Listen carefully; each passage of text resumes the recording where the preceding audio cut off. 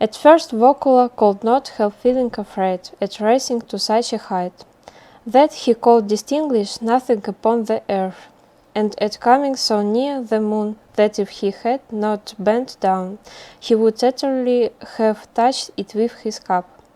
Yet, after a time, he recovered his presence of mind, and began to laugh at the devil.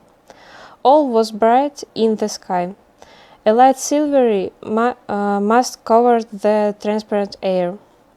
Everything was distinctly visible, and the blacksmith even noticed how a wizard flew past him, sitting in a pot, how some stars, gathered in a group, played at blind man's buff, how a whole swarm of spirits were whirling about in the distance, how a devil who danced in the moonbeam, seeing him riding, took off his cap and made him a bow, how there was a besom flying, on which apparently a wife had just taken a ride.